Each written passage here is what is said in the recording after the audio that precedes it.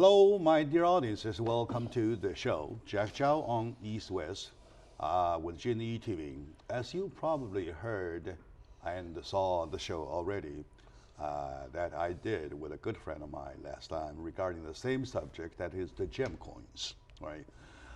It sounds like a very hilarious situation, and yet if you dig out into the inside of the issue, you will find something that has been the nature that should be recognized in even day one, right? And of course, once again, the case is going on. The law proceeding is going on. Yes. It's not unveiled yet, unrevealed yet. We're not touching the case itself. All right, if I quote from my favorite quote, may God bless the hunter and the hunted, like that kind, right? Yes. So, with my good friend, Mr. Ken Hemming, a philosopher kind of friend, I really, every time, when I come across something that's related with a philosophy, human mind, I turn myself to. He's that kind of friend. We are talking about it. So with Ken Hemming, famous CPA for life, and also a commentator in my eye, and also a philosopher, the kind of like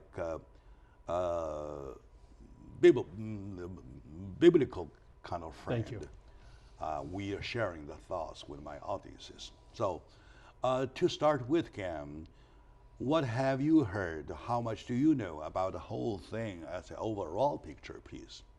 Well, I will say I'm here today with you to discuss this subject. Yesterday, I spent a couple hours looking at videos on YouTube related to presentations that this Stephen Chen, the head of the gem coin activity, put on in presentations for maybe 200 to 400 Chinese or Asians primarily, also a lot of Caucasians in there, enticing people to invest in this new opportunity that had promises of tremendous growth in value and tremendous profits for those that trusted him. Yeah, all right. And it was a very painful 2 hours of my life, because I guarantee some of your viewers out there who are all my friends from my heart were probably at some of these presentations.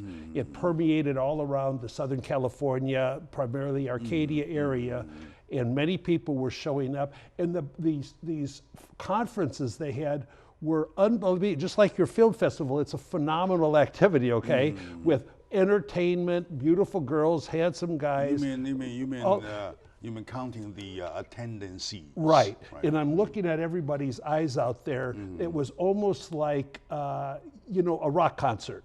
And so they were getting people brainwashed to release their money in trust to them for something to happen, and it hasn't happened. And I still feel right now great pain from yesterday, experiencing what these people experience, and also putting myself in the audience. Would I go for that or would I not? I think because I'm a cynical, I'm a careful person, it looked like fraudulent activity in all reasonable ways. I see.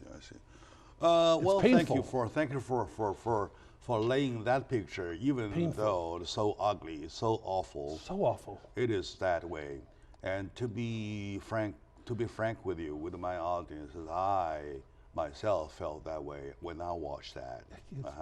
Yeah. It looked to me in an environment when everybody attending the conference, the quote unquote, been kind of brainwashed or being brainwashed while the conference was going, so that the whole air sounds so retarded that people kind of are acting like not normal. Correct. Yeah. Like on drugs. Blind enthusiasm. Like, oh, no. Like, yeah, you're right. Yeah. Like on drugs or something. Exactly. Right? The eyes pill. And where does that come from inside the human? Eyes pill kind of Right. sprayed high, very high. Yeah. they yell, they scream. They get Bitcoin, yeah. Bitcoin, my money, my way, almost obsessively. Okay. It's kind of Why like, do they do it? In a very, I call it retarded, It's very enthusiasm, call it that way. right.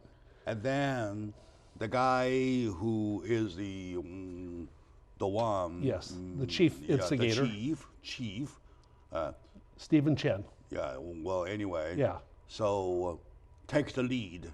Right. Of the already crazy, Warmed up audience. Yeah, crazy groups of audiences. Right. To go the way he wanted to go. Right. Okay. Now, so what else have you found in the nature of this thing? Somebody calls it, last time at the show talking about it, this is the second show of regarding the gem coin. Yes, sir. Right. What, and according to his comment, it was kind of like supposed to be, or could be, Ponzi scam, something like that. Correct. Right? All right. Right. So what's your feeling? Well, they had about 3,000 people that chose to invest with them in the Southern California area, and about 10,000 around the country, the whole country, and some overseas. And so they felt that maybe approximately $100 million was invested in this gem coin activity. And that was supposedly backed by $500 billion in assets. 500 billion. In assets from a mine in the Dominican Republic. And the gentleman tried to talk people into this, said we have $5 billion in these gems in a safe. That by itself is an incomprehensible reality. It can't happen. You can't get $5 million. Now, maybe if you get the Hope Diamond in there or something, maybe so. But this other gemstone has been deemed to be relatively worthless. The Dominican ember, after all, they're talking about. Right. And it's not even there. It's right. It's not there. Not even there. Nobody flew over there to walk the mine. And embers is not like a diamond. It's nothing. Yeah. It's not like a diamond. Right. Suppose if you own, say, a diamond mine yourself in total, you're not talking about 500 B. Right. Right. So in terms of like the Ponzi scheme, and Ponzi was a person. This isn't a word that came out of nowhere. It was a person that kind of created this multi-level fraudulent activities. A guy named Ponzi. Oh, he's famous, and we know that. We know that. So it's a person. And so here, the source of revenue or new people coming in, people that wanted their money back have been disallowed to get their money back. They won't give it back. And they're giving out presents, some cars and purses and different things to show that they're progressing in a beautiful way with profits. They said that these Bitcoins have gone up 500% in the last 2.5 years. The people involved in this also had previously been involved in Thailand and China and had been closed down. Yeah, closed out. They moved. Had been closed down. Yeah, they moved. He was indicted. Right. The Chen guy was indicted. Yeah. He kind of flew to the United States. Yeah. Flew the coop and came over here and does ran it away again. from the United States and started over again. Right. And nobody somehow put the links together. And so the only way they got new money was, they would have people telling their friends. This is one of the tragedies in this. People have lost so many friends because they oh yeah, of course. As you know, Jack, like, and I don't know whether there's guilt or innocence involving the mayor of Arcadia, who had made a lot of glorious statements about it. Okay, former mayor. He has resigned. No longer mayor. Correct. So people, there was incentives to tell your friends and get other investors. Okay, just like some other business things in America, and so then when friends trust each other, put your money in, and then you lose it, you're not friends anymore. You put your money in, and you entrusted your friendship with somebody else in it, and later on, what turns out, there's a lot of enemies. Disaster. Of course, you lose the friend. Right. Because of you, I mean, like that kind. In the pain.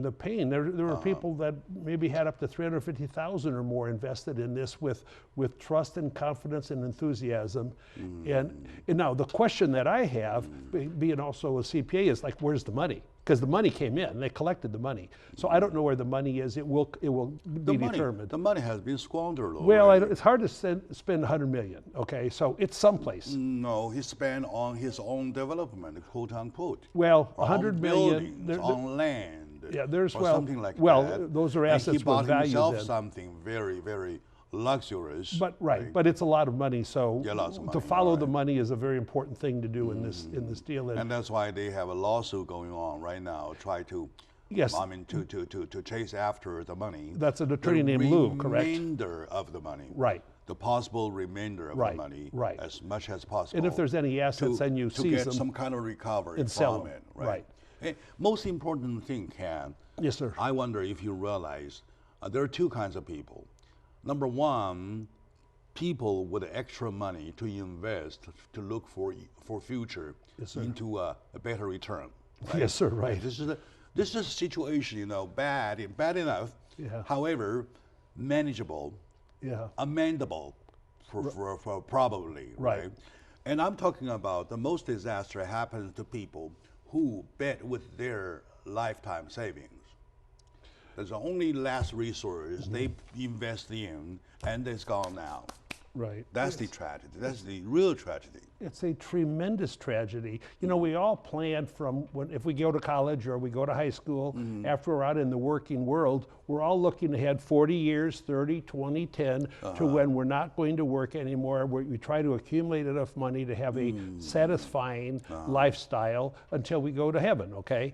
And then when you're in your 50s or something, 40s, 60s, and you lose a significant amount of your money from an activity like this, Lifetime which could be saving avoided, especially, could be avoided, the psychological impact is very serious. Oh, it's tremendous. The psychological impact is very horrible. serious. It's horrible. All right. So if I was a psychiatrist in Arcadia right now, I'd be very busy helping people get through this. Not only Arcadia, you're talking Right, about all everywhere. over, Yeah. all over the world, especially all over Southern California. Yes, sir. All right, my dear audiences, today, once again, for the second time, we're touching the subject of the gem coin, quote unquote, gem coin.